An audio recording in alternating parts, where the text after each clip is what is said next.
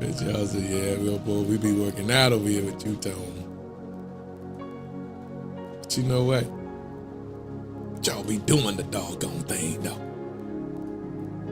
I appreciate y'all.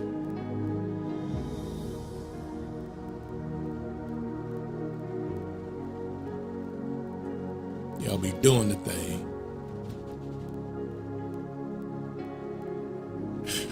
So you got your 2,000 steps in. Thank you, V, for the follow. That's what's up. That's what's up.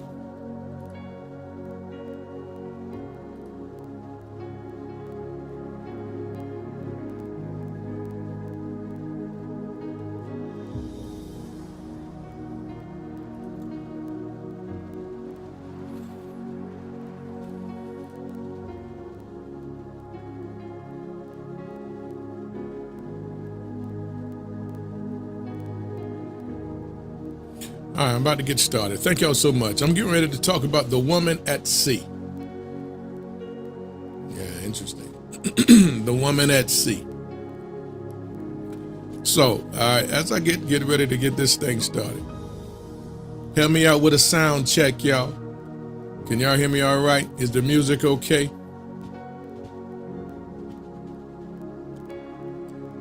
Is the music overpowering my voice? Is everything all right?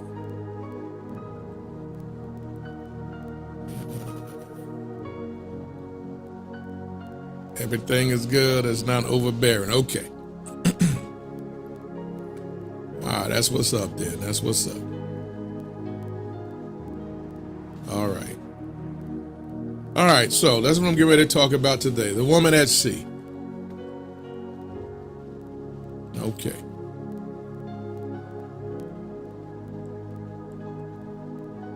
Beautiful.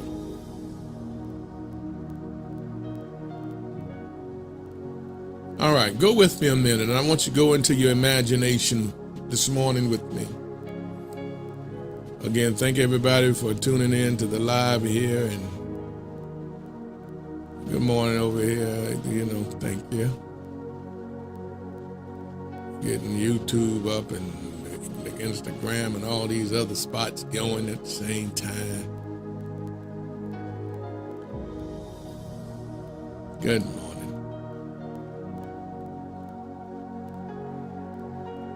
Thank you, Lily.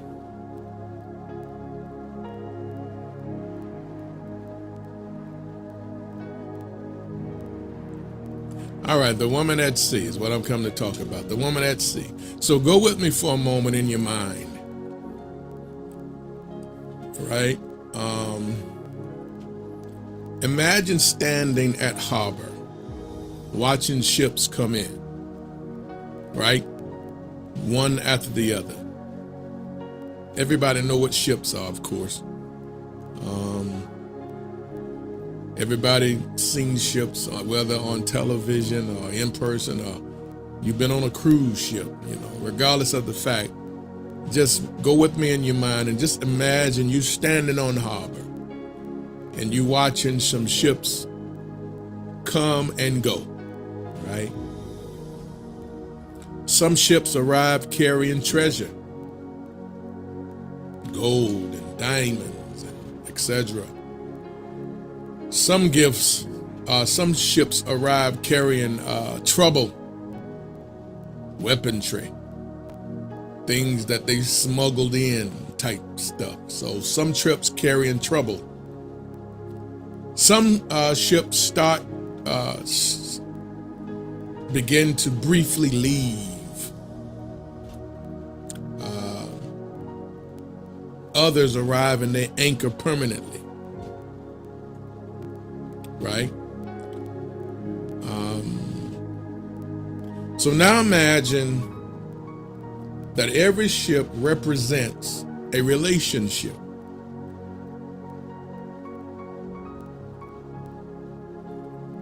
Imagine every ship represents a relationship.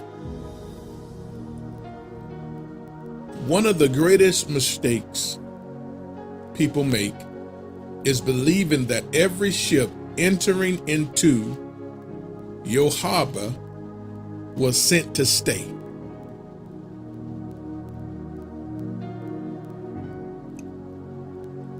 Hear me good. One of the greatest mistakes a lot of women in particularly make is believing that every ship entering her harbor was sent to stay. Some people arrive to teach. Some people arrive to reveal.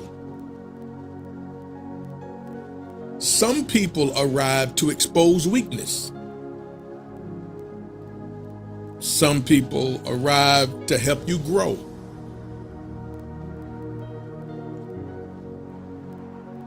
Some people arrive just to straight up run all over you. And then some people arrive because God intended them to remain.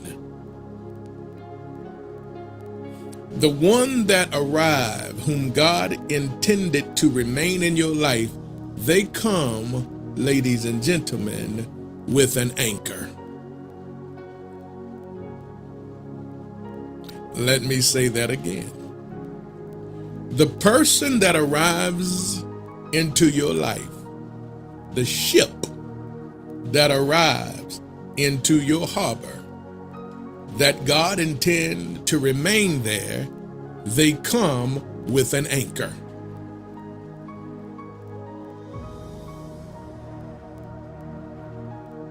And y'all know what that means.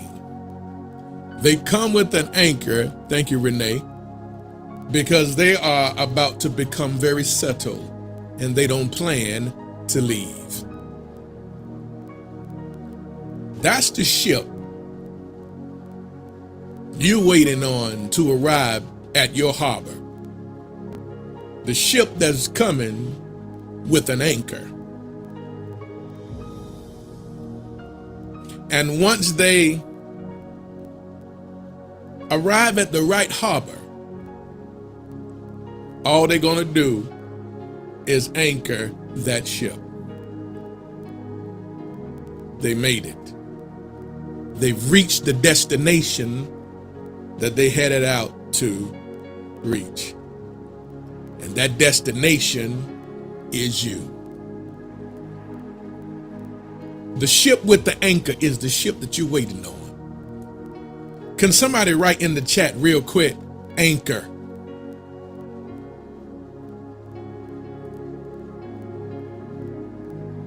Anchor.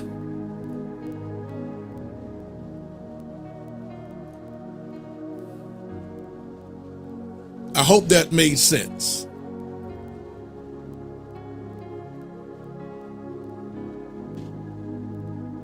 In other words, you are waiting on the ship that is preparing to anchor.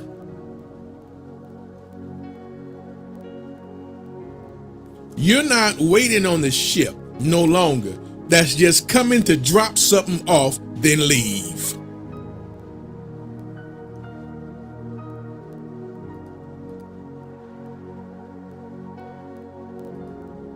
I'm just going to go on a limb to just say that. I believe that you're no longer waiting on a ship to come drop something off and leave. You waiting on that ship to arrive at your harbor to anchor.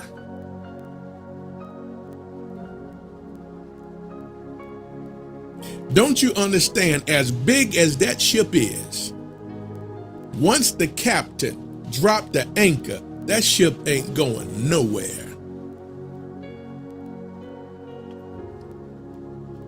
It doesn't matter how the waves smash against it. Once he anchors, that ship isn't moving from its spot. So I got a question to any woman that's watching me right about now.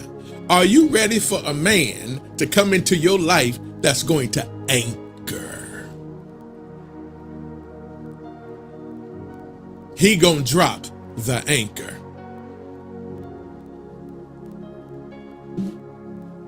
He's saying to you, baby, I'm not going nowhere. I'm here to stay. I'm not dropping anything off and leaving. Thank you, Cutie Pie. I'm here to stay. I've reached my destination. I came to the place where I wanted to go. I found who I was looking for. Anchor.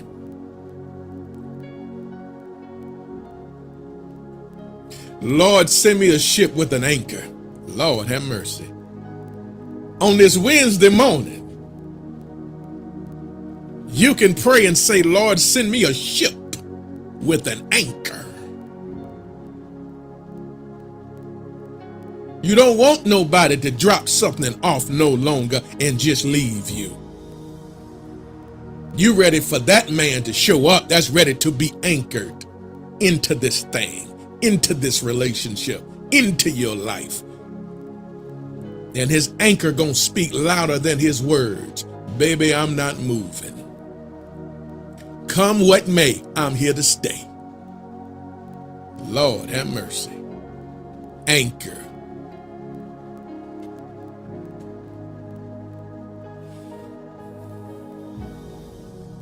First bullet. But somebody type this in the chat. Stop calling every ship your ship. Good morning, y'all. Thank y'all for coming on in the house. Continue to tap the screen. Miss Kenny, I thank you. Tammy, everybody, thank you for giving the heart meets. Number one, stop calling every ship your ship.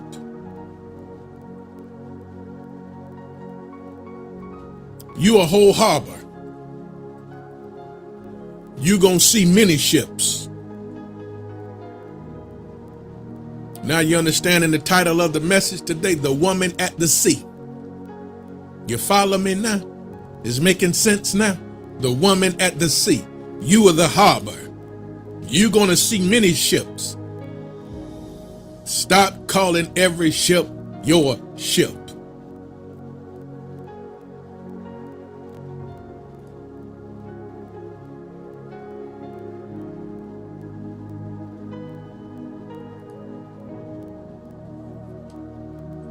There's a lot of ladies that suffer unnecessary heartbreak because they become emotionally attached.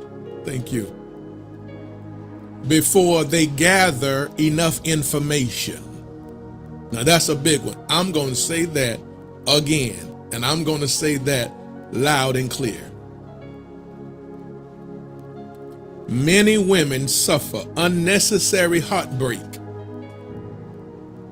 because they become emotionally attached before they gather enough information. So even before I go even any further, you need to write yourself a little note right there. Will be real wise. Don't become emotionally attached before gathering enough information.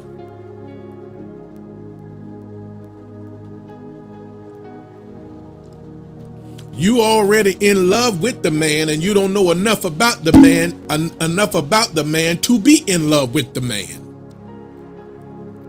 You already ready to be in a serious committed relationship with the man and you don't know enough about the man to do that.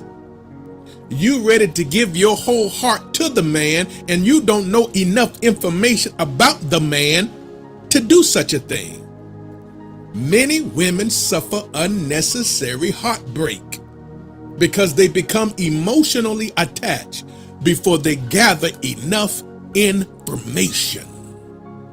That's a big one right there, whether y'all want to believe it or not. Doggone it, that's a big one. And that one right there gonna help about 50 women real good right now.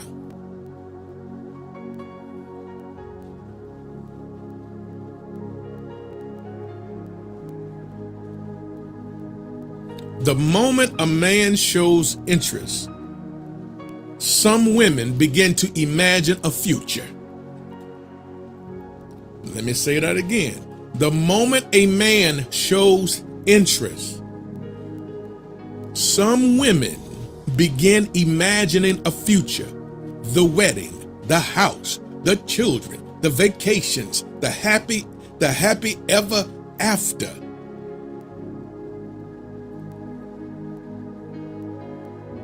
God never intended emotions to lead your relationship decisions. You cannot allow your emotions to lead your relationship decisions, because your emotions will mess you up every single time. Your emotions is not a wise guide.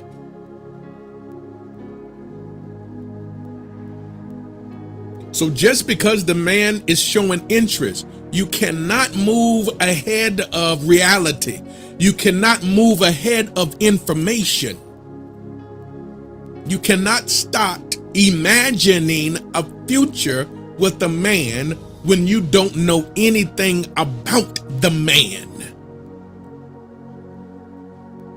When you start imagining your future with the man, your emotions follow that imagination. Your emotions grow with what you are showing it.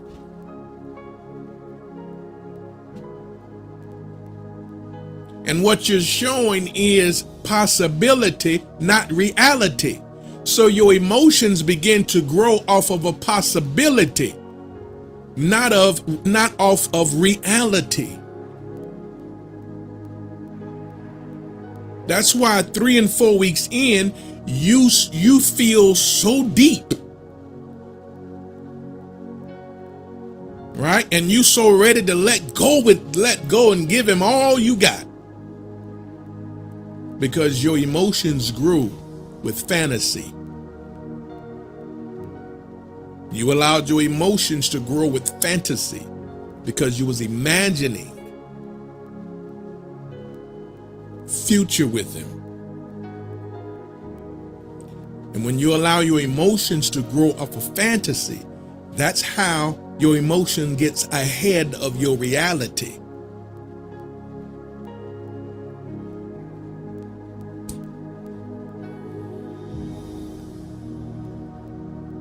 But please understand, emotions are passengers. Thank you. Emotions are passengers. Discernment is the captain. Let me say that again. Emotions are passengers. Discernment is the captain. Don't mess up that order.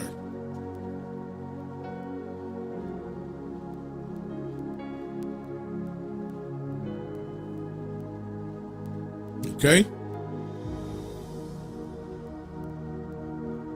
See,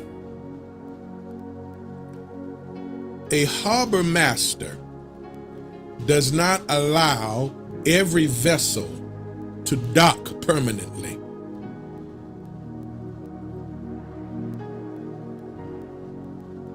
A harbor master does not allow every vessel to dock permanently. It is inspected first. That ship have to be inspected first. Questions are asked. Credentials are checked. And intentions are verified. Women, you must learn that same principle.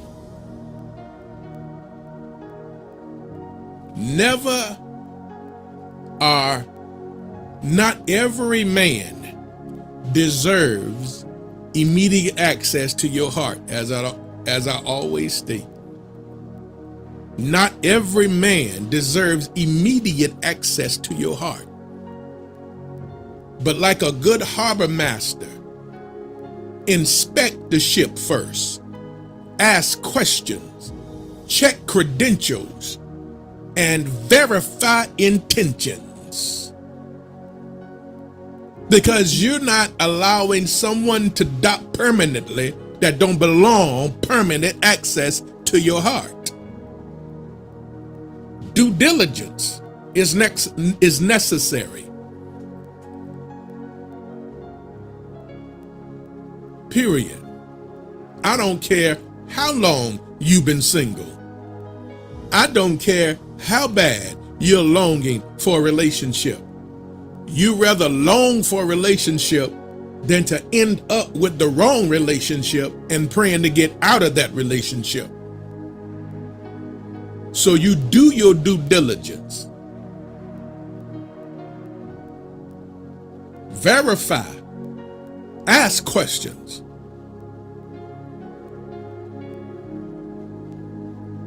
Get to know who the world you are. He is. Thank you, Wani. Before you let someone dock permanently in your life, oh, absolutely. Oh no. Because the devil think that he can get you. He think because you're vulnerable, because you've been waiting a while. And from if you let the devil attack you, he'll think, okay, you're open, you're susceptible now, greater than ever, for him to manipulate and bring the wrong man into your life. Because you've been waiting a while and you want one so bad. But when you're not in that type of a hurry, even though you craving a relationship, you desire a relationship, and you do want one, regardless of who comes, you're going to do your due diligence. Verify your credentials. Ask questions. Intentions must be verified. None of that stops because you want a relationship and someone introduced themselves to you and now showing interest. Due diligence still come first.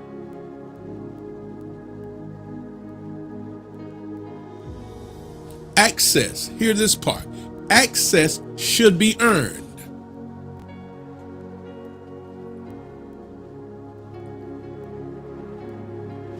Access should be earned. Trust should be earned.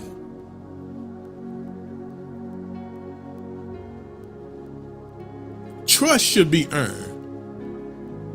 I don't trust you. See, ladies, that should be your stance. No, I don't trust you because I don't know you.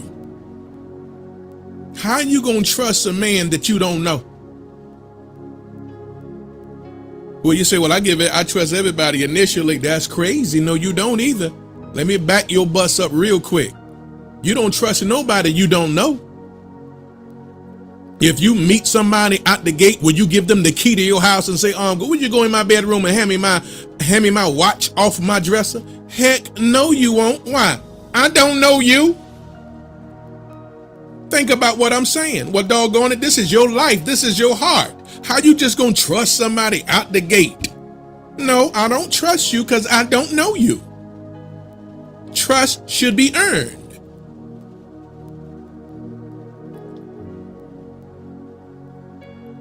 One time I was of the belief, yeah, I trust you until you give me a reason why not to trust you, but I'm not of that belief no more. That's unwise. So now I know better, and I'm wiser now. So now I'll share this information with y'all. You don't trust nobody that you don't know. Trust should be earned, period. So my advice to any and every woman out here, thank you. You don't trust no man until he earned that trust. You talking about your heart here. There's no way you just gonna freely dearly give a man access to your heart that you don't even know. You have to trust somebody to give them access to your heart, period. No, I don't trust you because I don't know you. You got to earn that trust, period. And when you earn it, then I'll open my trust up. But until then, I'm watching. I'm being careful. Why is that? Because my Bible teaches me to watch as well as pray. And it also teaches me to guard my heart with all diligence. So no, I don't trust you. You have to show me that you are trustworthy. And when you show me that you are trustworthy, then I'll trust you, but not before.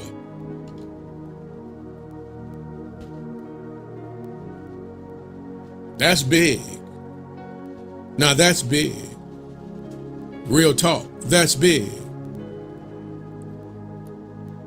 So trust should be earned. Commitment should be earned. So y'all better hear what I'm saying, ladies, because this is big time what I'm speaking. Listen to what I'm saying. Not every man deserves access to your heart. Access should be earned.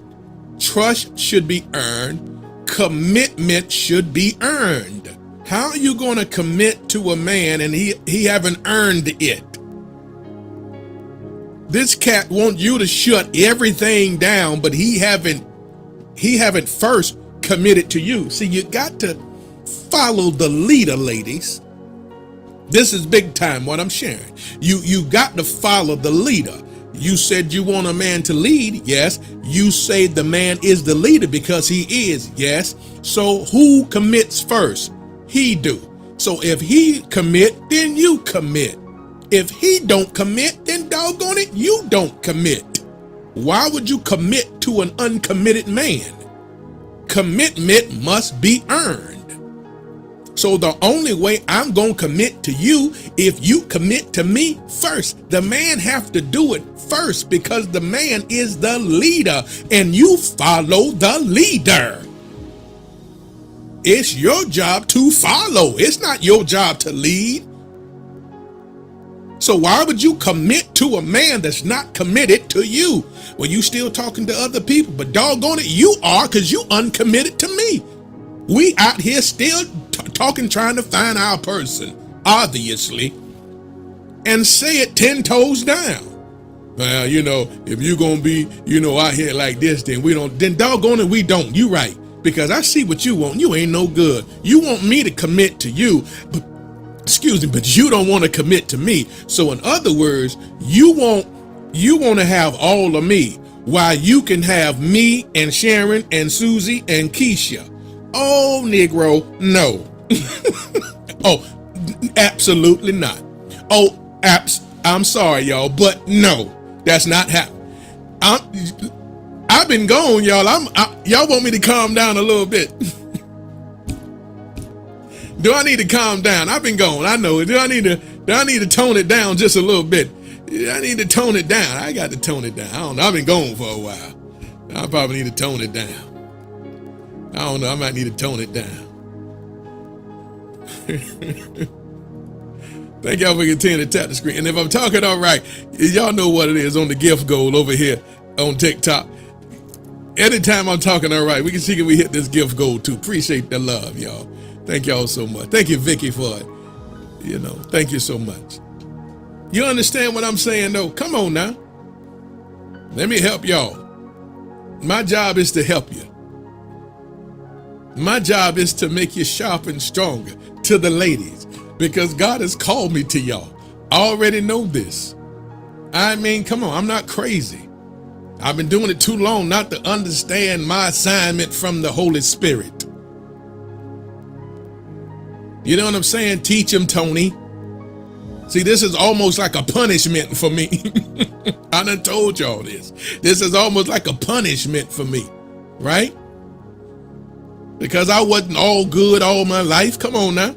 Y'all see me sitting up here talking, oh, Tony's such a good man. Oh, Tony talk, oh, Tony, no, Tony wasn't. No, Tony wasn't. Tony had it. Tony had his faults. Trust me, in relationships, I was not the best man. I was not. I did not do wrong. Did I hurt? Yes, I hurt feelings big time. Lord have mercy.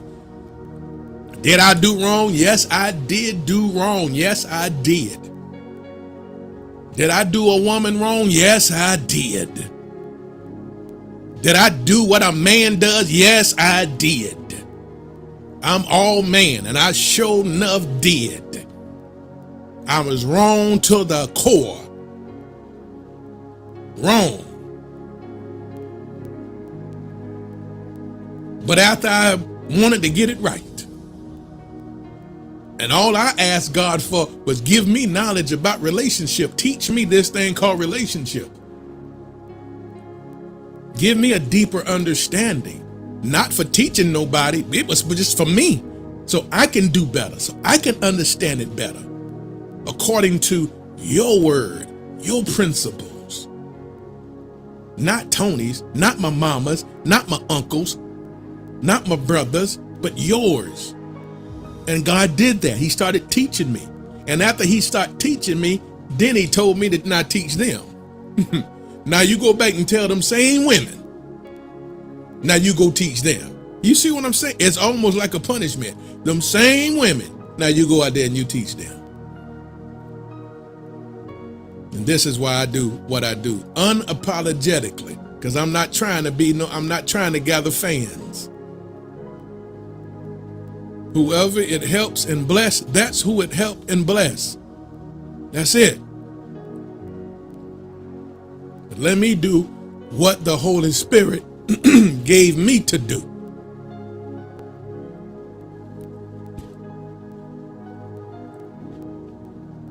So, access, trust, commitment should be earned.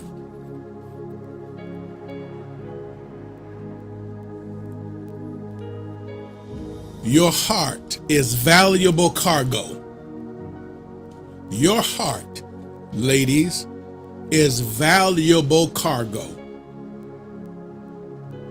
Will somebody write that in the chat for me? My heart is valuable cargo.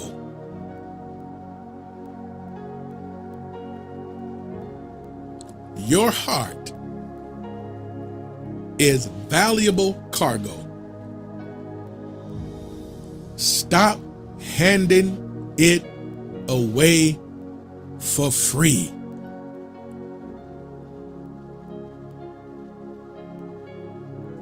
Stop treating your heart like it's worth less. Because when you give something valuable away for free, it's no longer valuable.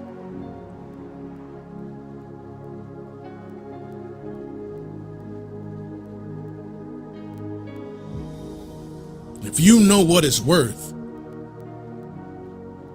then you get market value for it. What is market value for your heart? Is it worth love? Is it worth commitment? Is it worth truth? Is it worth loyalty? Is it worth?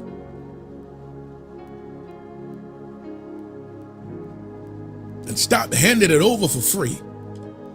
Get market value for it.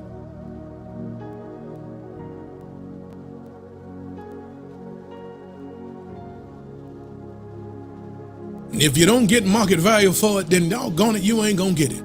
You know, I used to have furniture stores, right? And I still got a couple of my delivery trucks, my trucks, my box trucks that I deliver furniture. And I got it. Somebody wanted to come buy one, right? And say, look, I give you, telling me what they gonna give. I give you X amount of dollars for this. I say, first of all, you ain't gonna tell me what you gonna give me with what belong to me. No, sir. I know its value. This is what I want. No, I ain't gonna pay that for it. Well, get on down the road. Well, come on, Tony, I'll give you this amount of money for it right here, right now, cash money. I said, brother, if you're not gonna give me what I'm asking for, you can leave. I don't want that. You gonna give me what it's worth. But you're just gonna let it sit here? I said, I would let this truck sit here and rotten before I let it go for what you want to give it to me for. I will let it sit here and rot. So you either give me what I want for it, or you can exit the premises right now. And I meant every word. And he left. Goodbye. Your heart is the same thing. Your heart, if you know its value, what is its value? And if somebody comes along not want to give you what it is worth, You tell them it'll stay right here, me and Jesus, until Jesus come back before I give it away for how you want to treat it. Absolutely not. I refuse to give it away for uncommitment. I refuse to give it away from some rinky-dink love. I refuse to give it away to someone that's not going to be loyal. I will keep it right here until Jesus come back before I give it to you, and I know you ain't going to take care of it. That should be your stance, doggone it. Period. Period. Because you know its value. And you're not going to change. Your heart is valuable cargo. And stop handing it over for free. No more freebies. You done gave it away for free too long. And look at where it got you. You gave what's valuable away for free, and look at what it got you. Look at the treatment it give you. I done told you, and I'm going to say it again. Cheap environments do not take care of anything of value.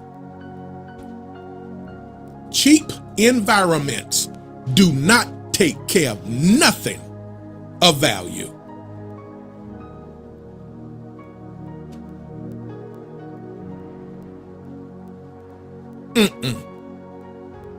No more. If I'm talking all right, let me see two of those. Well, I don't know what them things is. Two more of those, two more of them teddy bear things, y'all, here on TikTok. If I'm talking all right, can I see two more of them? Go across the street. There's two more. Let me know I'm talking all right. What I'm on, number three? Number three, the castle and the gate. Somebody write that in the chat. The castle and the gate.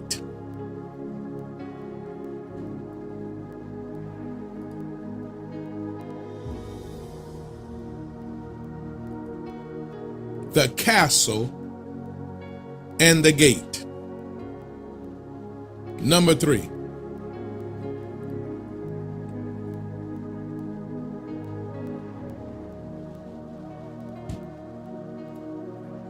The castle and the gate.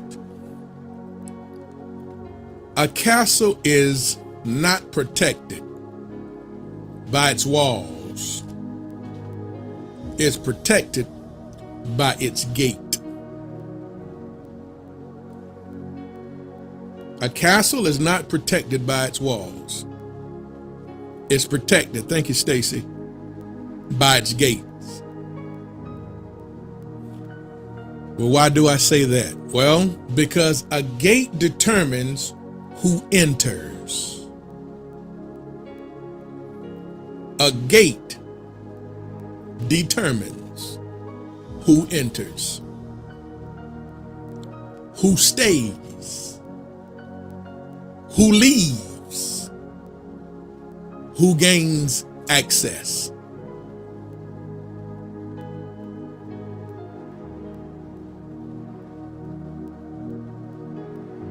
Now, hear this good. Many women spend years building themselves, but leave the gate unguarded. Let me say that again. Many women spend years building themselves, but leave the gate unguarded.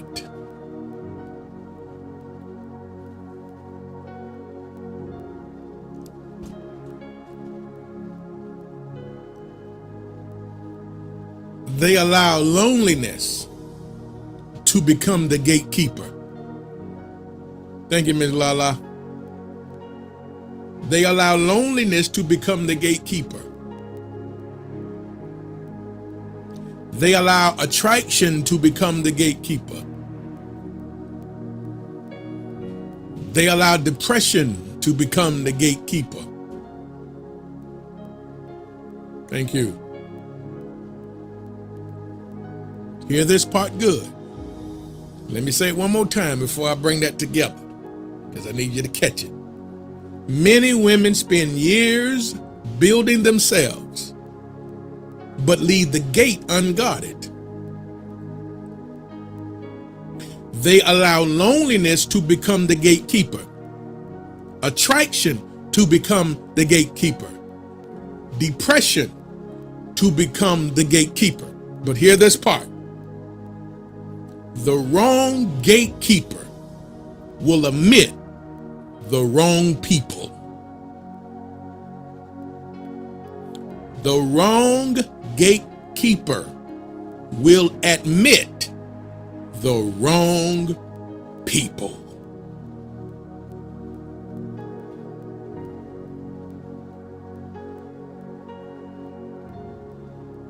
So what happens? That beautiful castle becomes very vulnerable when the gate is left open.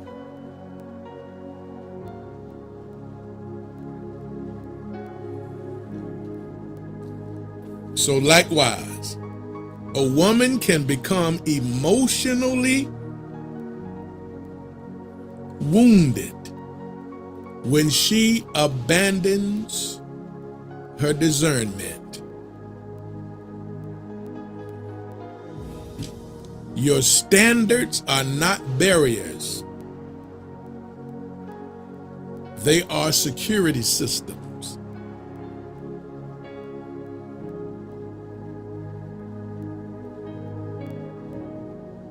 Every healthy relationship begins with healthy gates. Everybody can't get the access, as we stated earlier. Guard your gate.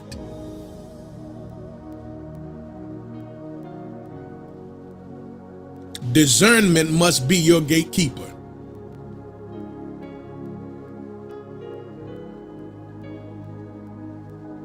Because the wrong gatekeeper will admit the wrong people.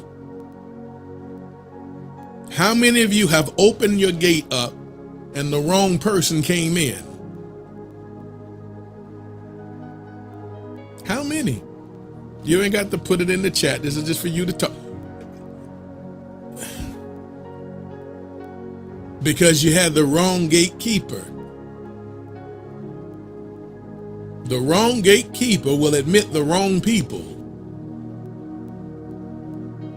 And that person was absolutely no good for your life. None whatsoever. Why did you ever let that person in, right? Discernment must be your gatekeeper.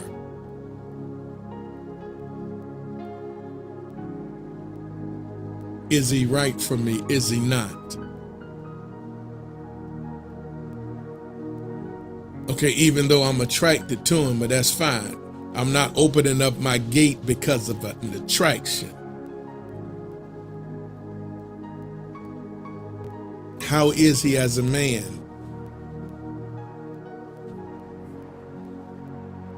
What is his intentions with me?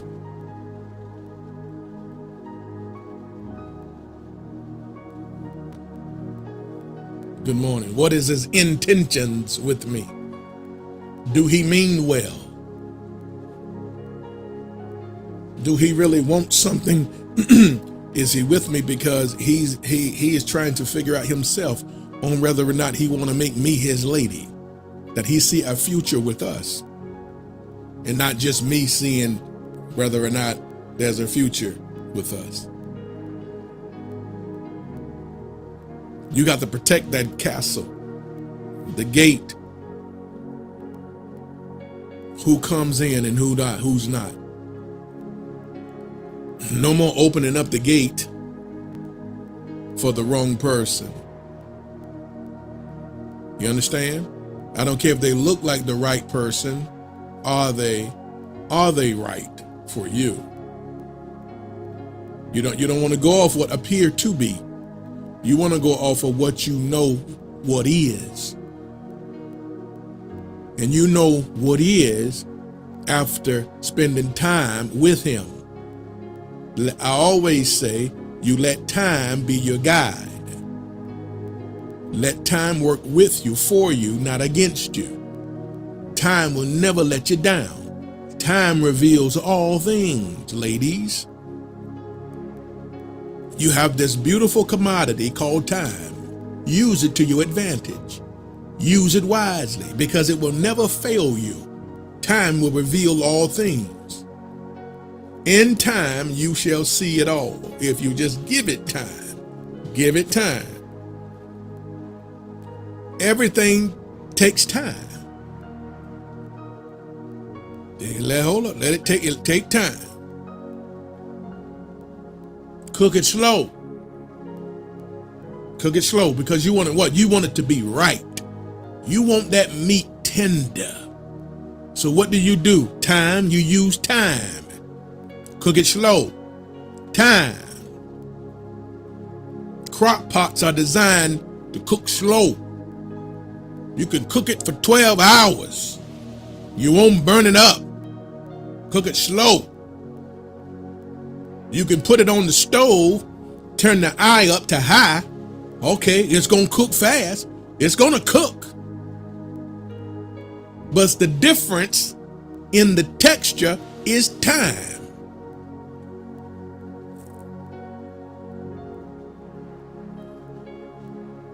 You want to know who he really is? Put him in the doggone crock pot. Cook slow.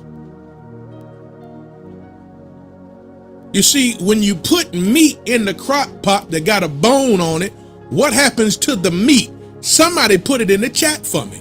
If you put meat in a crock pot that's on a bone, what happened to the meat?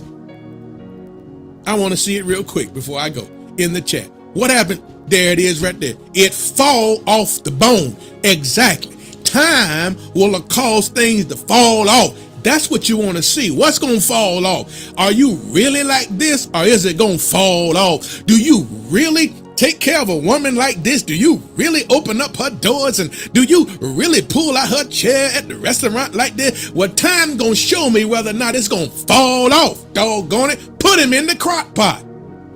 You this gentle with a woman? This is how you are? You always talk like this? You always pay attention to your words when you're talking to them? Want me to feel like a lady? Is this you, or is this just an imposter? Put him in the crock pot. Because what's not real gonna fall off. Time. I hope that made sense. Time, doggone it. Time gonna show you what's real and what's not. Use it to your advantage, because you want to see what's gonna fall off. That's why you cannot be so quick giving your heart to a man just because he appeared to be. Forget who he appeared to be. You need to know what's gonna fall off. Give it time to see what falls off. You had that man in the crock pot for 7 months, 8 months, 10 months, 12 months, and he's still doing the same thing. Doggone it, you cook. Oh, this good and tender. Oh, you cook. He still treat you like a lady. He still pull out your chair. He still handle you with such care and such gentleness. He still pay attention to you and observe. He cook. Doggone it, he cook. None of that fell off the bone. Oh, he cooked. This is who he is. Put him in the crock pot. Will somebody put that in the chat? Put him in the crock pot and walk away.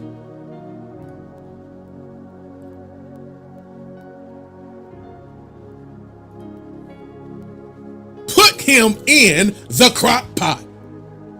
Get him off the skillet. Take him off the stove and put that man in the crock pot.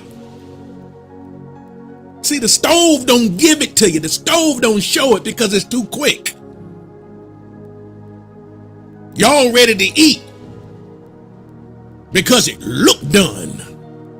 But have you ever fried some chicken and it looked done until you bit in it and you saw that red. It wasn't done. What you do? You threw the doggone thing away because it appeared to be done, but on the inside, oh, it wasn't right. But when you put that doggone thing in the crock pot, thank God for the crock pot. Come on here. Let me see about 3 of those pandas, y'all, if I'm talking right over here on TikTok. Come on and help me today. Put him in the crock pot. Every woman that's listening to me right now, your next relationship, the next man that you meet, put him in the crock pot. Not one woman is going to be in a hurry to get in a committed relationship. Absolutely not. You're going to wait to see if something fall off. I got to wait to see if something fall off.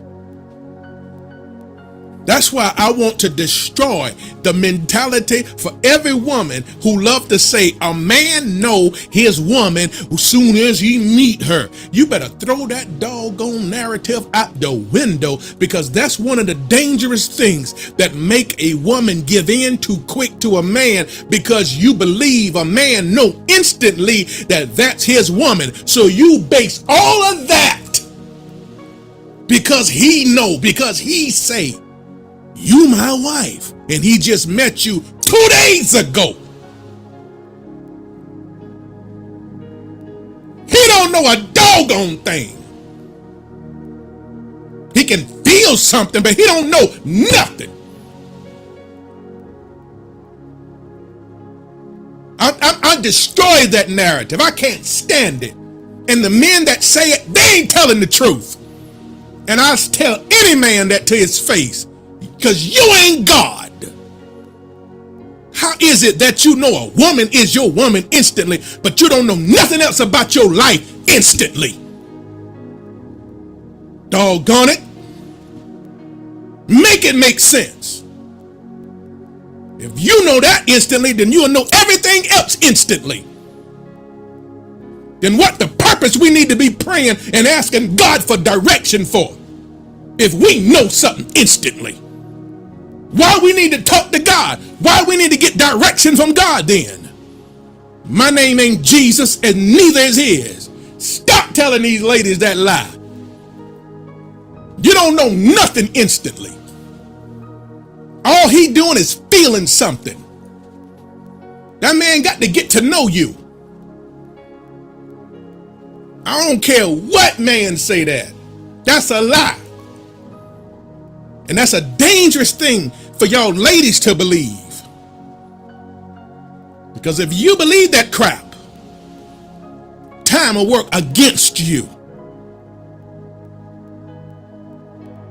I'm ready, babe. I'm ready. I'm ready. You know, I got God. Oh, you my lady. You my God showed me. God showed me. That man ain't even seen you mad yet. That man ain't seen the other side of you. He ain't seen when you got fire in your eyes. He didn't see that. He didn't see how you don't play around. He didn't see that you're very observant and you call him out on his error. Oh, he ain't see that. He haven't seen that you're not a woman that he can walk over. Oh, he ain't seen all that, but doggone it, he just know you mine. He don't know nothing.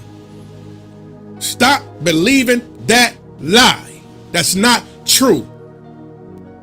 If that's the case, how come statistics show men choose wrong 80% of the time? So make it make sense. God showed me you my woman. Well, how come the heck you ain't still with that woman? How come you left her? You say God showed you and you left her? God showed you that's your woman and you still got eyes for Shirley, Susie, and Linda?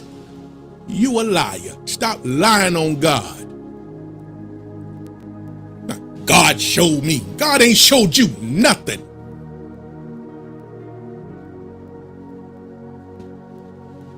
That man got to get to know. Ladies, put him in the crock pot. Don't you get caught up in that.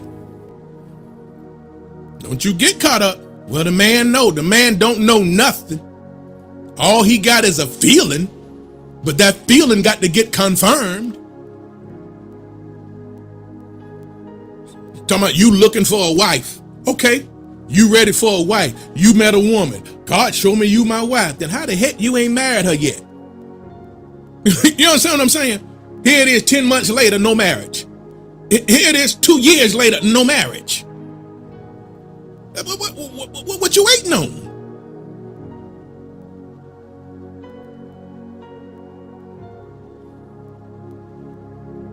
Lord have mercy. I'm sorry, y'all. I'm sorry. I done forgot where I'm at. But I just had to be, come on now. Y'all got to be wise, be smart.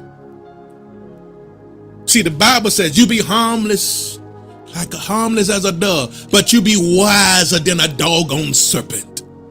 That's what your Bible say. You be harmless as a dove, but you be wiser than a serpent. In other words, you ain't falling for the shenanigans. Well, God showed me. Well, he ain't showed me. I mean, it's your life too, ladies.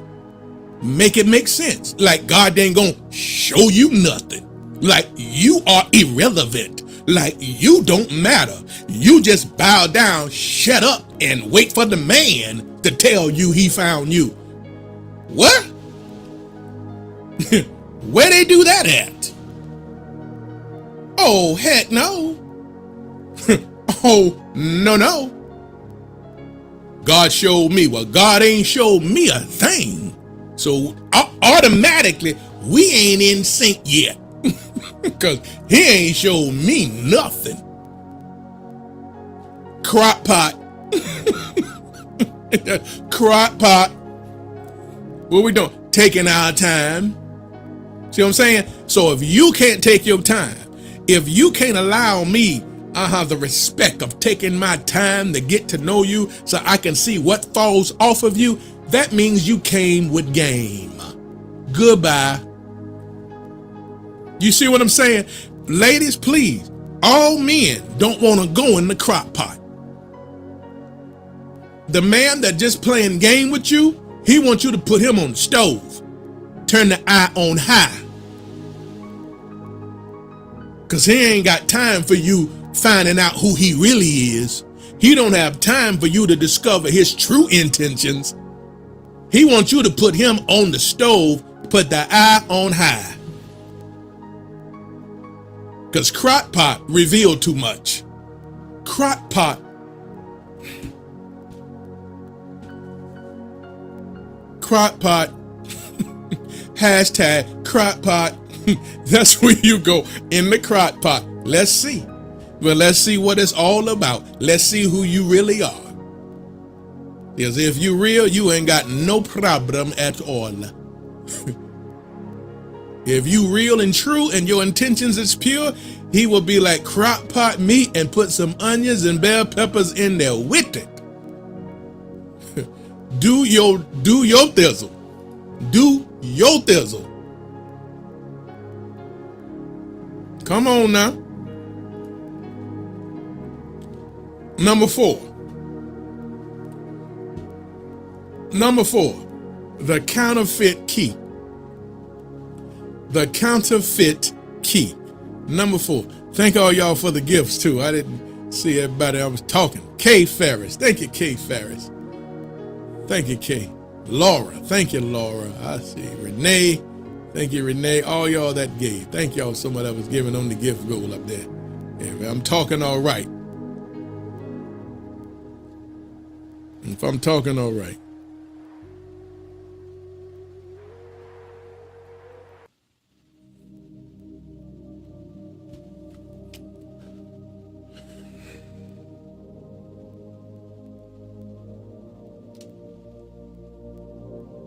All right.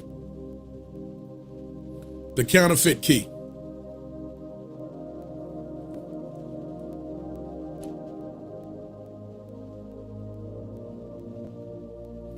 The counterfeit key. I think I touched on this one time before, but I'm going to put a little more to it.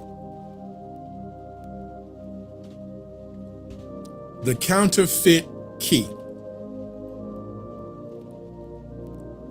The devil rarely destroys through obvious danger.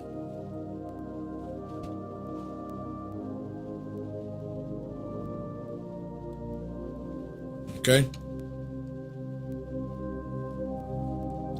The devil rarely destroys through obvious danger.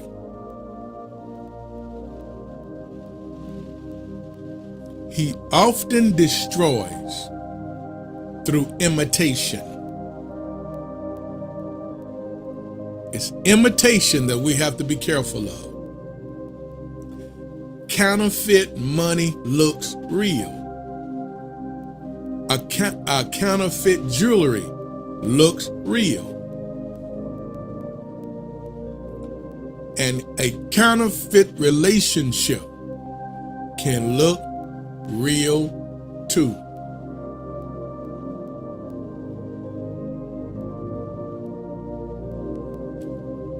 A counterfeit man.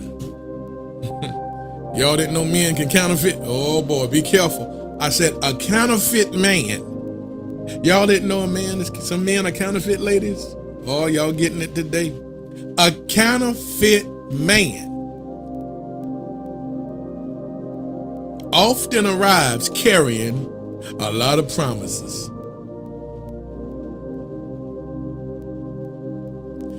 Listen good. In order for something to be, thank you, Lily, in order for something to be counterfeit, there have to be an original that it copies from. Lord have mercy.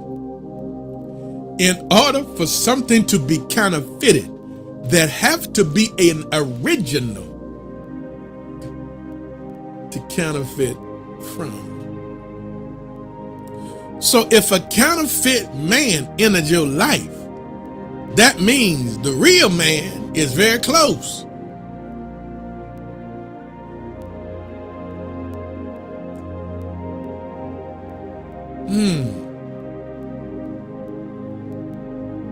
A counterfeit man often carries promises.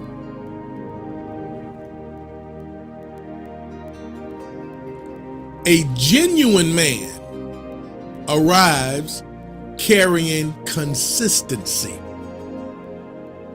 Let me say that again. A counterfeit man arrives carrying promises. A genuine man arrives carrying consistency.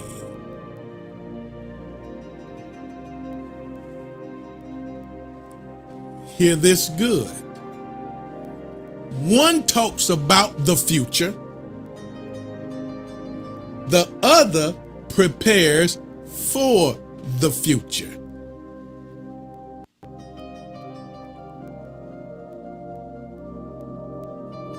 One speaks impressive words. The other demonstrates dependable actions.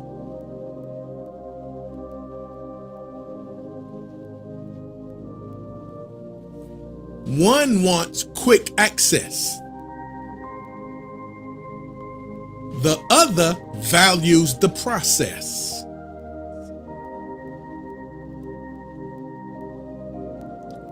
One seeks convenience.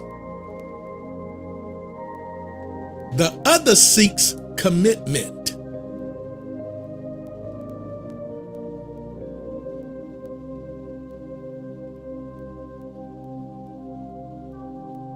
Now, the danger of counterfeits is not that they look fake. The danger is that they look authentic.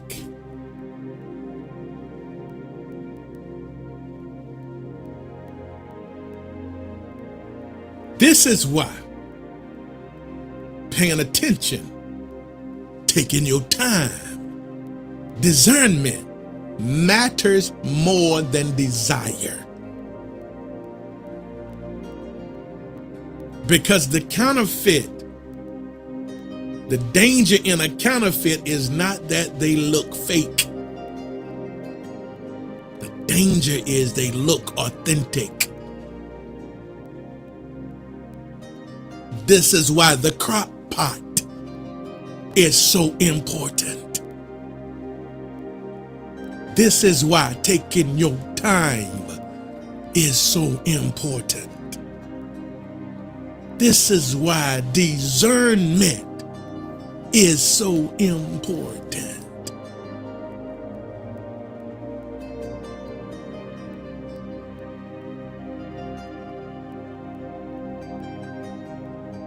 I hope that makes sense.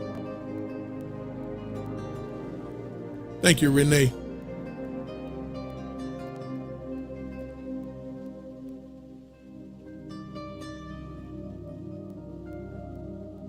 The devil always tries to disrupt your future with his foolishness. That's why the Bible puts it this way, that it is no great thing that the devil himself can disguise himself as an angel of light. You understand?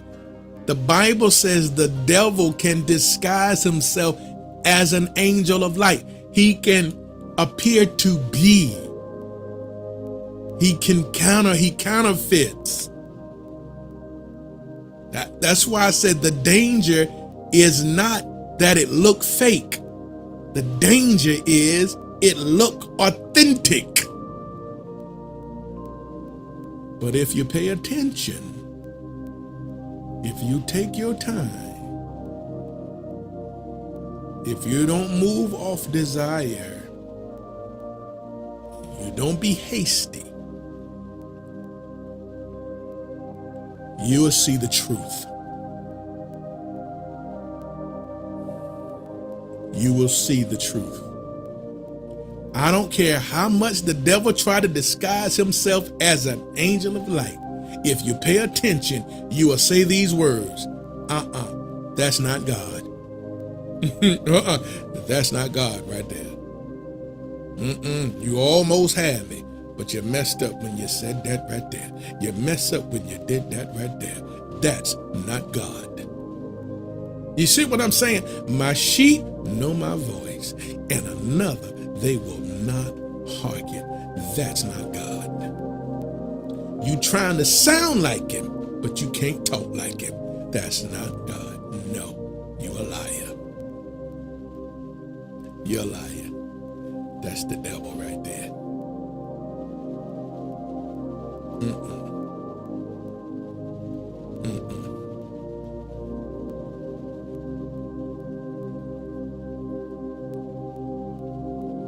Ladies, please hear this good. I don't care if that's a cursing man, and you can be a cursing woman. So this part right here might not resonate real heavy, but you better hear what I'm saying. You could be a cursing woman. He can be a cursing man. But if that man honor and respects his lady, he will not curse you out. He will that man will mind how he talk to you. See, some women, because they curse, right?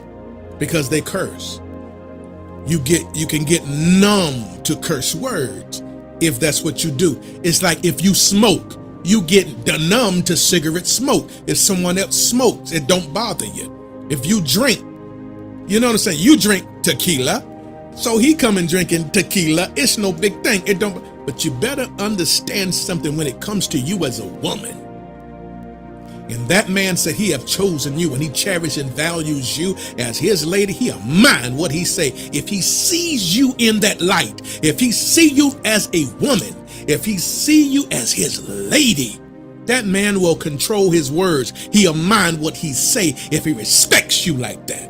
I don't care how much he curse. When it comes to you, he'll respect his lady, and he'll mind what he say. He will not curse you out. he will not do it because you his woman. I know what I'm talking about. It's like a woman can walk in the barber shop and these men are just cursing and are cursing and are cursing and are cursing. But a woman walk in there, it's her presence alone that'll make that man say, hey, oh, fella. Chill. A lady in here, man. Stop all that talking like that. To a stranger. He'll straighten up his tone. He'll watch the words that's coming out of his mouth because he feels he's in the presence of a lady. Don't tell me what I know. That's a fact. That's a bona fide fact. Now you his woman? You his woman. Do he regard you?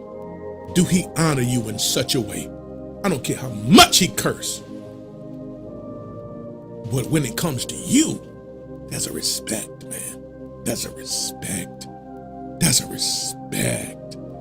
That's a respect. That's my lady. That man will not curse you out.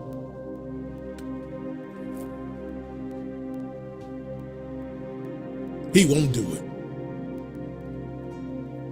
He'll bite his lip. Let me just come. He'll do all of that before he curse you out because you're his lady. You his woman. And he's not going to do that. He have restraint. I don't care who he is. Every man got restraint. But it's how he see you. He have to value you. He have to see you in that regard. For you to get that from him, he have to see you. I don't care how long you been with him. He has to see you like that to get that reaction from him.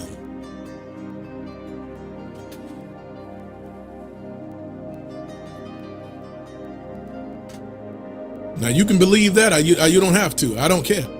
I'm giving it to you. I'm giving it to you raw and real. You can believe that or not. A lot of ladies don't pay that any attention because she curses. She curses.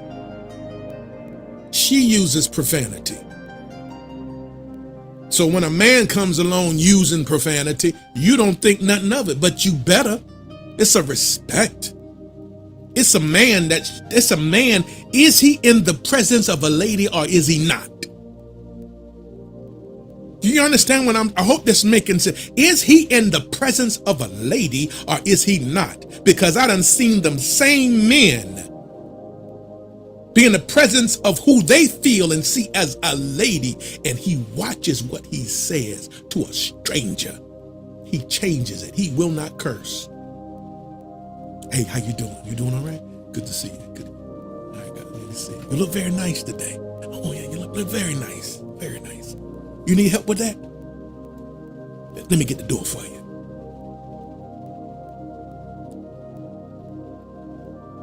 His old demeanor changes. I don't care what. That's any man. That's a fact.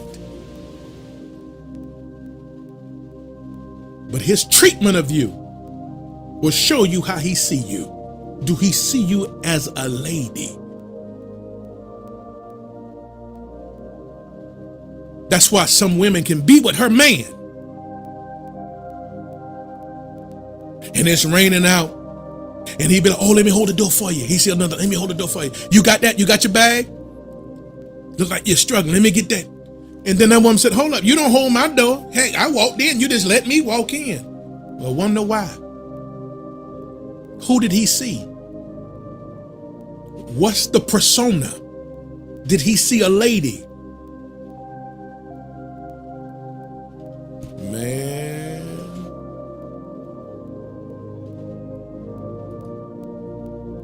A man, I'm telling you, a man acts differently when he feels he's in the presence of a lady. A real masculine grown man is different in the presence of who he feels is a lady. That's a fact. If you don't believe it, you don't have to believe it. But that man will respect her, honor her. How he treats you, handle you, love on you is different.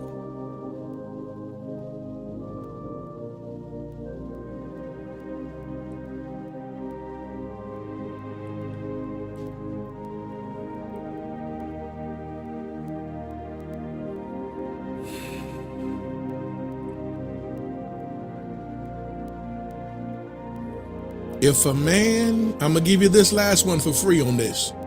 If a man will disrespect you with his mouth, he'll disrespect you with his actions.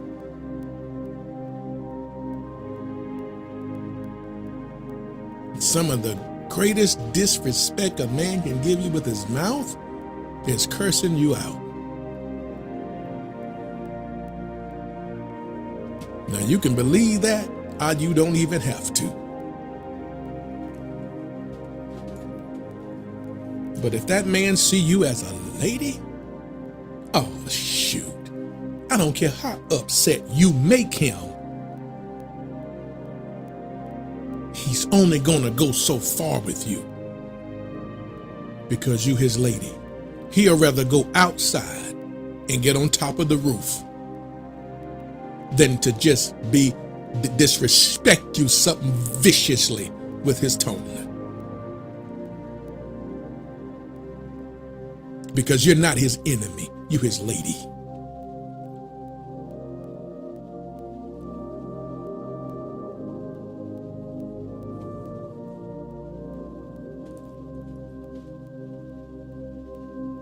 Period. But he got to see you as that first. So ladies, what is Tony saying right about now? Make sure you connect with a man that see you like a lady, because all will not.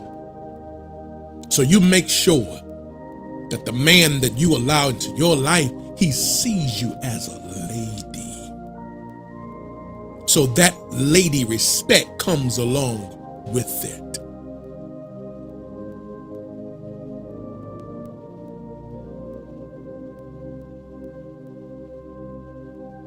That's like when the Temptations made that song, Treat Her Like a Lady. He was talking to men, grown men. Treat her like a lady.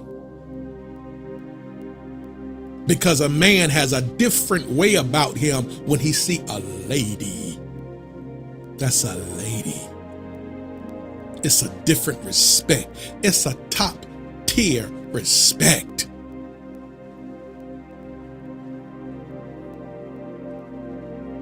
So you make sure that man sees you like a lady.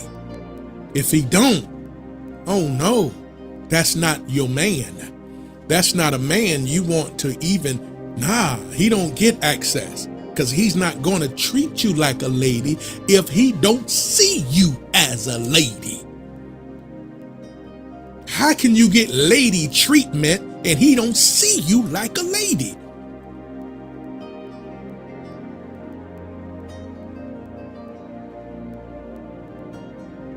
That's why, ladies, you carry yourself like a lady. And I can't teach you how to be a lady. I'm not a lady. Y'all ladies. Doggone it. Be the lady that you are. Carry yourself like a lady. Flow. Flow. Flow.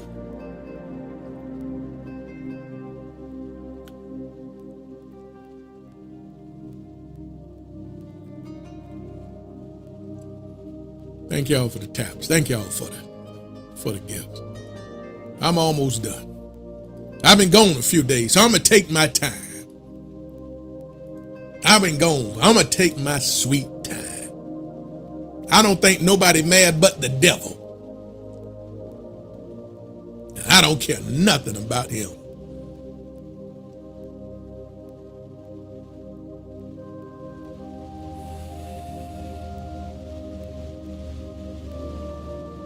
See, the thing about me, I'm different than the mindset of a lot of people. Well, they say all women ain't ladies. Well, yes, she is. She has to decide to carry herself like one. Some things are environmental, right? You come from an environment. Because I get it and I understand. But I'm not of the mindset that all women are not ladies. Yes, she is. She's a lady. She just haven't decided to carry herself like a lady. Her environment taught her how to carry herself, and that was wrong. So somewhere in her mind, she gonna have to be transformed by the renewing of her mind. Because see, I know all about it. Even the girls in the hood. Because I come from the hood, right? That's where I come from. So I know the hood girls. I know what I'm saying, I know that environment. That environment is nasty. The hood environment, especially if you live in the projects, you come from the projects, like I came from. I mean, the energy is always high. And there's always anything can pop off. And there's a lot of energy and a lot of attitude that just goes on in that environment, right? That environment is a little different. I get it. Even those women are ladies. They're behaving according to the environment that they're in. That's it. They're behaving according to the environment that they're in. But I come to tell every woman that's not who you are. Your environment doesn't dictate who you are. It doesn't say who you are. It doesn't give you your identity. I don't care how much street you got in you, where you came from, and I get it. That's just your environment that you was in. And you be ready to set it off, and you ain't got that was the environment that you're in. You can choose different. You can walk in your womanhood. You can walk in your ladyhood. You're a lady. You can change all of that today, not tomorrow, right now. Because that's not who you are. That's just the environment you was in and who you had to become. Now think about it. Switch the environment. Switch the environment. Then see how you would have been. You'd have been totally different. If you was not in that environment, you would have been totally different.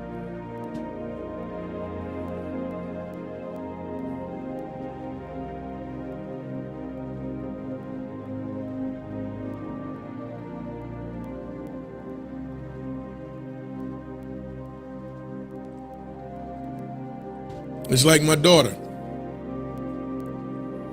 right? When I put my daughter in private school, right? When they was young, they was in private school. And so because I wanted that more confined education where it's not a whole lot of, it was the top private school here in the city. And, they was great when all the kids go to college and all of that stuff, great education, one-on-one with the child and great course curriculum and all that. So I had my kids in the private school.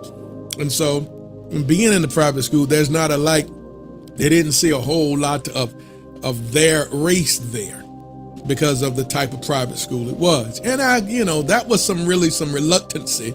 Matter of fact, when they got there, they were the only people of color in the whole school. And they didn't want to go there. I don't want to be there. Let us go to private school. A public school. But I'm looking at the education. I get what you're saying, but I'm looking at the education. I came from the public school, and there's nothing wrong with the public school system. I love it. And all the experiences you get. I love it. But as a father, right, I'm just looking at the education. I'm looking different. And I see, the education side of it. And so, boom, that's where they were at. Trinity Collegiate School was the name of it here in Florence. And she began to, acclimate and, she started doing cheer and all of that. And they started doing their little cheer. She was a little cheerleader and all that. She started loving it, playing basketball. So she got up and got her friends. And, I can see how the way she behaving and the way she talking now. You see the way she started talking. Dad, come on. I saw the way she started talking and stuff, and I always say, look at here. You from the hood. I always remind, look at him. You from the hood. Don't you ever get it twisted or where you from, my nizzle. Dad, stop. They'll be dad stop. And they're doing their little cheer. Come on, okay. Boy, one time, then them jokers had to go play. They had to go play a school that ain't had nothing but numbers. Boy, they went over to the school and it was a school where there was a whole lot of black folk over there at this school. They had to go play basketball. So we went up in that joker, and as soon as I'm in the stand right waiting them to come out, then all of a sudden you hear, and I'm like, oh shoot. Yeah, they jamming over there, and I'm in the crowd on my kid's side, but the other side hype, and I'm like, yeah, there we go. Boy, then they come out, them cheerleaders come out there, they coming out, giving it the business. I forgot that little cheer they would do. Oh, I can't remember that little cheer. That thing had me rolling. It's like Bring It On. The little girl came out there. I said, and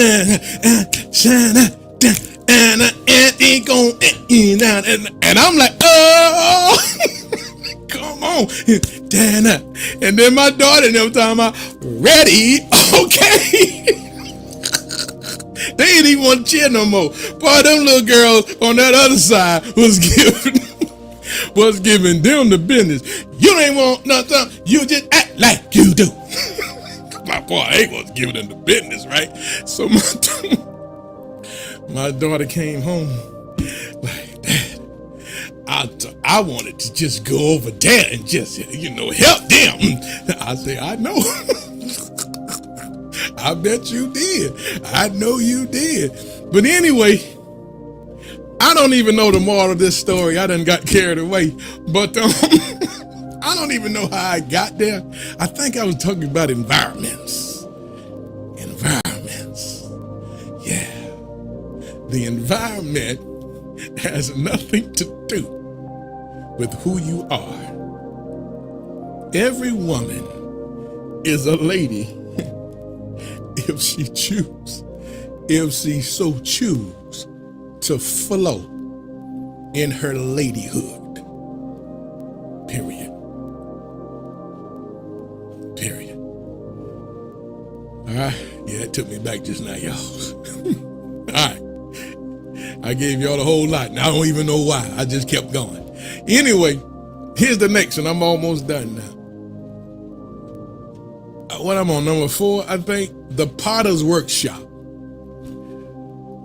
The Potter's Workshop. Look at y'all, 7 more of those, what are those, pandas. 7 more, we'll hit that goal, y'all, that gift goal. If I'm talking all right, let's see, can we hit this gift goal? Come on, anyway. The Potter's Workshop. Number 5, the Potter's Workshop. The Potter's Workshop. Thank you, Layla. The Potter's Workshop. When a potter creates a masterpiece, he removes pieces of the stone. At first glance, excuse me, it appears, at first glance, it can appear very destructive. Stones can be chipped and things are unfinished, unshaped, undone.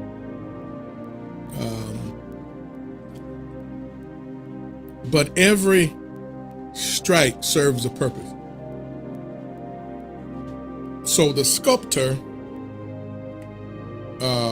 is removing what doesn't belong.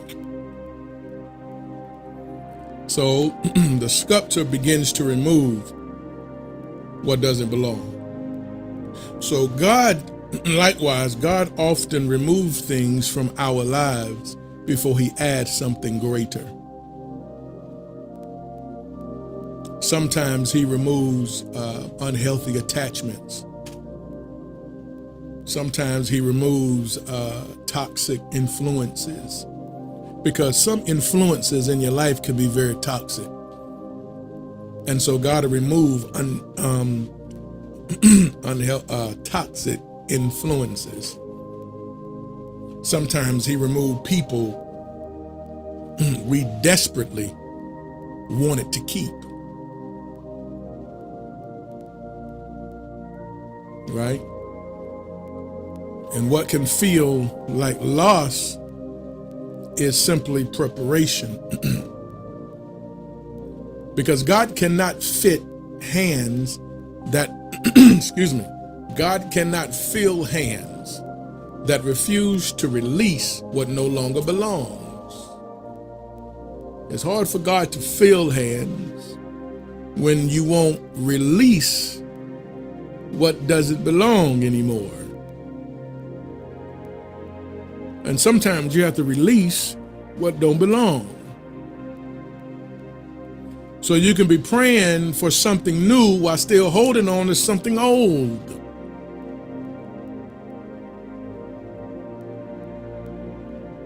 How can you be praying for a new attitude when you're still holding on to your old one?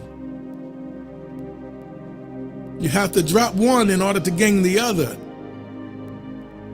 No man can serve two masters. You're going to love one and hate the other.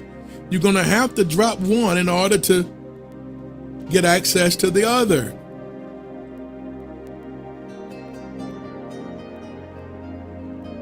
So what is it in your life that you need to let go of? What do you need to drop? What's in your hands that you need to let go? Let it go. Because God wants to fill it with something new. But first you got to drop what's old. Because God will never pour new wine in an old bottle. He told you not to do it, so you know he won't do it. He will not pour new wine into an old vessel. What are you letting go? You have to let go of whatever it is that's old to make room for that which is new, for the new thing to come in, for the new to be received, for the new to be poured into your life. So what do you need to let go? Somebody probably need to let the old go. Whatever that old is, let it go. That old man, let him go. That you keep going back to periodically. Every time he called, occasionally. You're so apt to answer his call. You always respond to his text message. Why are you still responding to that man? But you telling yourself, yeah, he's done, I'm through with him. But yet you still respond to him. You're lying to yourself. You're not through with him. He's still much alive in your life. He still have access to your life today, just like he did yesterday, because you continue to respond. You refuse to let the old go. See, when you finally let the old go, you will never respond to him again.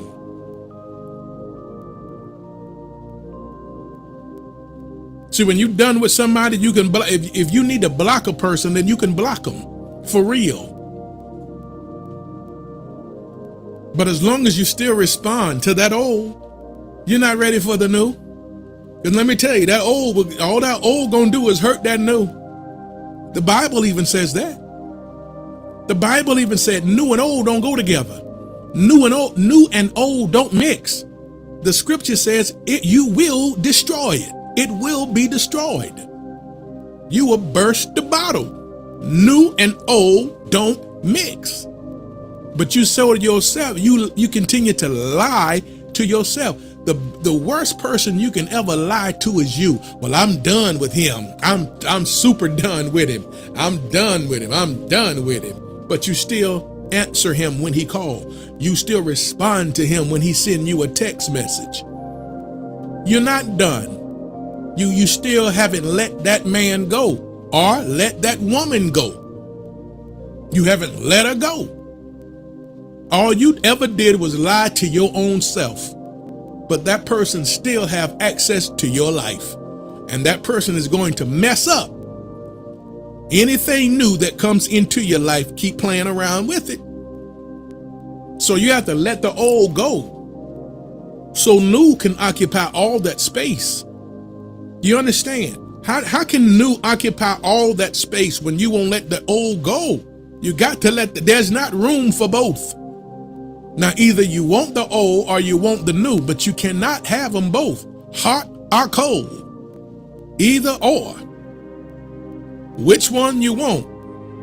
Both cannot occupy the same space, either hot or cold, new or old.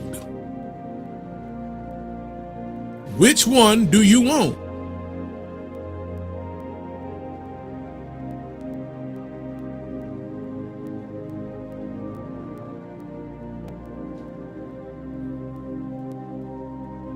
Not realizing the devil will play games with you and keep you lying.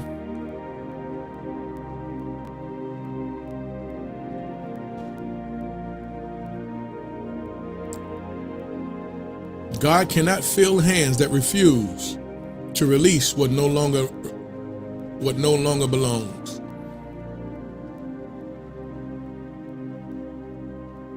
You have to release first.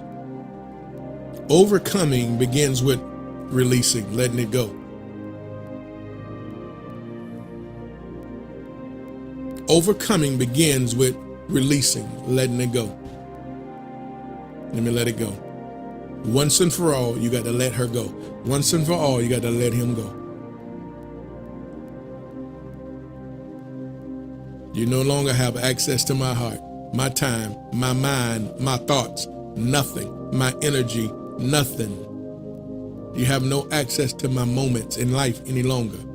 You as a has-been. You're not a right now.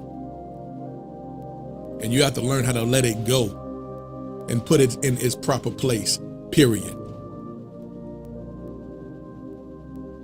Number 6, the ego lesson. Number 6, the ego lesson. Thank y'all for hanging in here with me. I appreciate that. Thank y'all all here, everywhere. I see y'all here. Thank y'all over there on YouTube. And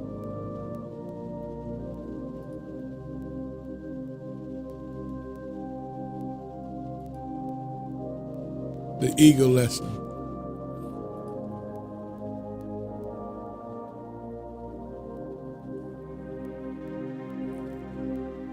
When storms approach, most birds fly away. Hear this good. When storms approach, most birds fly away. Eagles fly toward them. Now, the eagle is a fascinating bird. Fascinating. Eagles fly towards the storm. Why? Why? Because the eagle understands something other birds do not. The storm that frightens others can actually lift it higher. The eagle is a fascinating bird. The eagle understands the storm that frightens other birds. That same storm can lift it higher. The storm can take him even higher.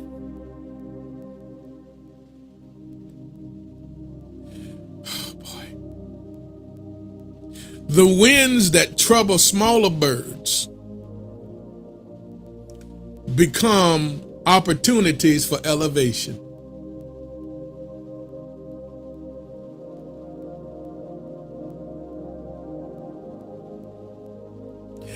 A lot of people often see challenges and storms as evidence that God has forgotten about them, abandoned them. But what the storm is, but what if, should I say, what if the storm is carrying you higher?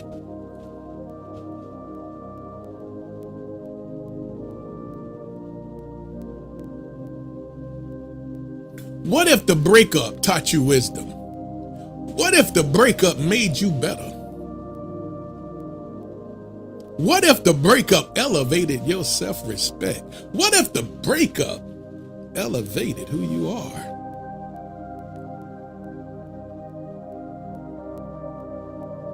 What if the disappointment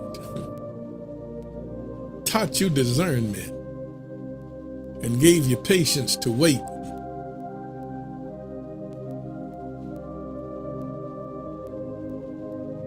And what if the loneliness taught you how to hear God's voice?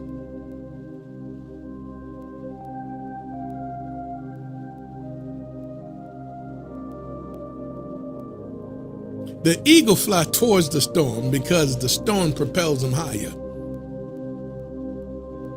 Some of y'all went higher today and you probably don't even realize it, and I hope you do.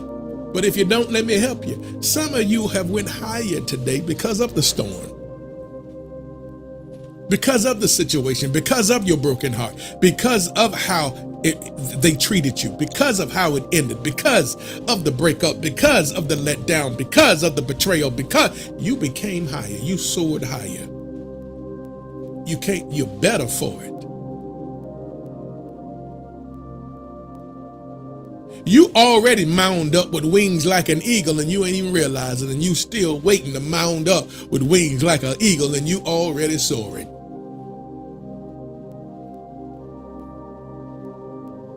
Because what you went through was a storm that propelled you higher. Better woman today, better man today because of it. You know your worth today because of it. You know what you deserve now because of it.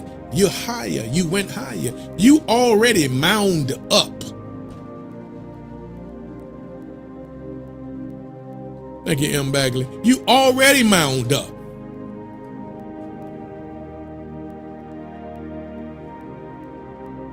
See, sometimes it's hard to see where you are because you're not where you want to be.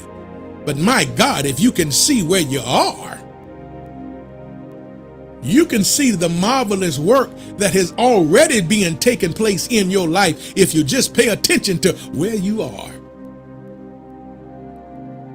versus where you was.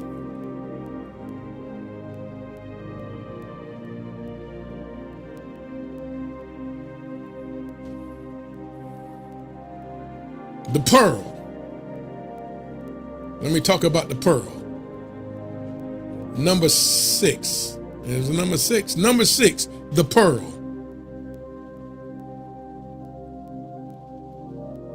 The pearl begins with irritation.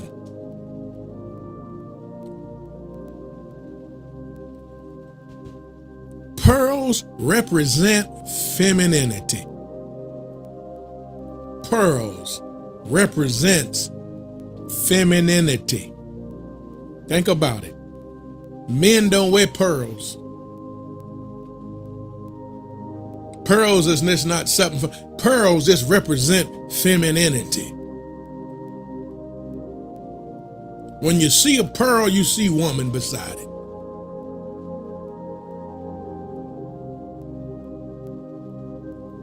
Pearls begin with irritation.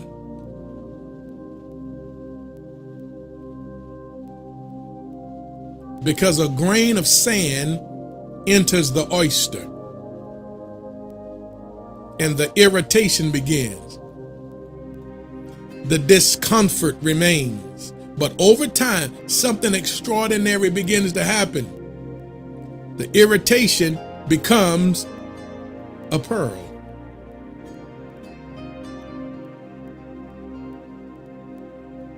Sometimes the very thing that causes discomfort produces beauty.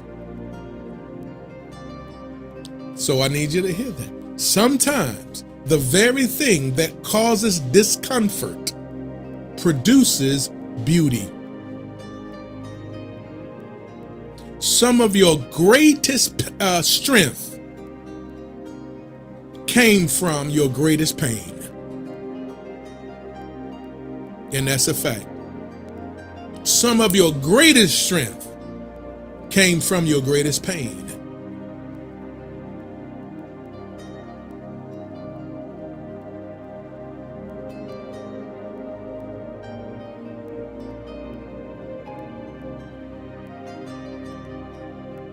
Waiting taught you faith.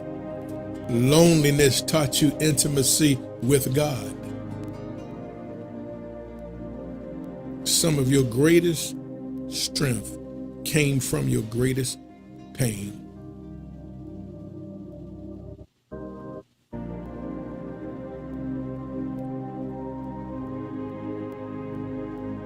So you never underestimate what God can create from painful experiences, because some of you had some painful experiences, excuse me, to the point where some of you said, I don't want to love no more. I don't want to give myself no more. I don't want a relationship no more, because that hurts. Love hurts, and people won't do you right. People will betray you. Listen, never underestimate what God can create from painful experiences.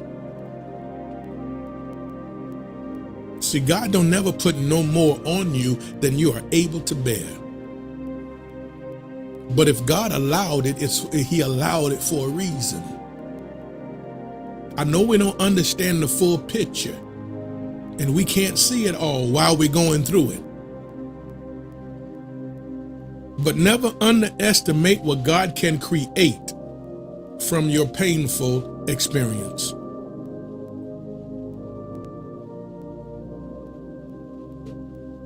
Look at, for many of you on here right now, look at what He have already created from your painful experience. I know there's many women on here right now with an awesome testimony, and they can share it with you. So what you must understand is that God specializes in transforming irritation into pearls.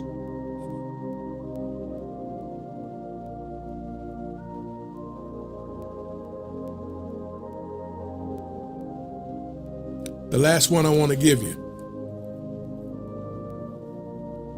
the lamp and the oil. I think this is what, number 7. Here we go. The lamp, excuse me, the lamp and the oil. Last one.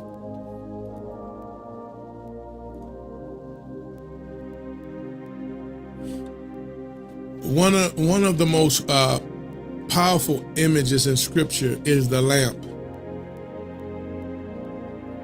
A lamp without oil cannot shine. The wise virgins prepared oil before the bridegroom arrived, because they understood a simple truth. Preparation happens before arrival.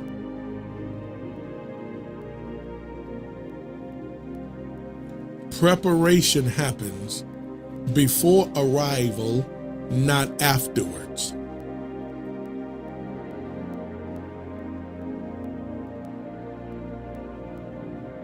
There's a whole lot of women that are focused entirely on finding the right man.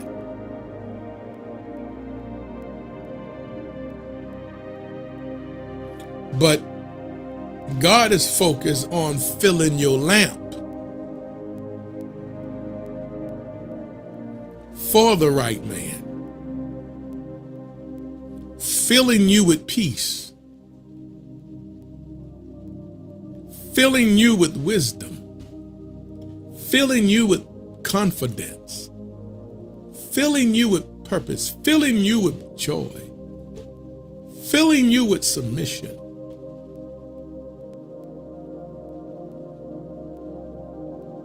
Filling you with love and care.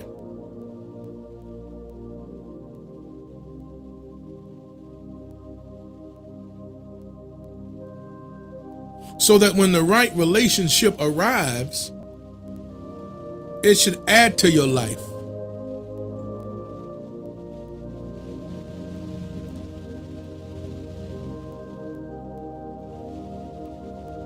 So that when the right relationship arrives, you're ready to pour into it because your cup runneth over. You're prepared for it. You can pour into it because God filled you with peace, filled you with wisdom, filled you with love, filled you with submission, filled you with confidence, filled you with purpose, filled you with joy. So now you can just pour into it.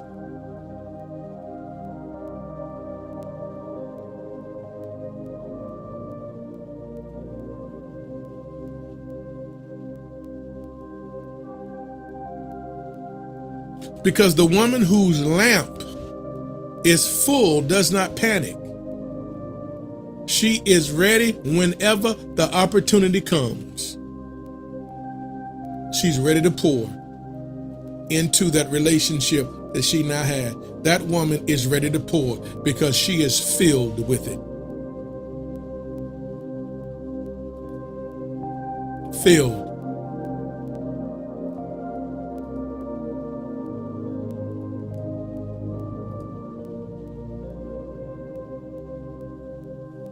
Oh man, I think this thing getting ready to act up.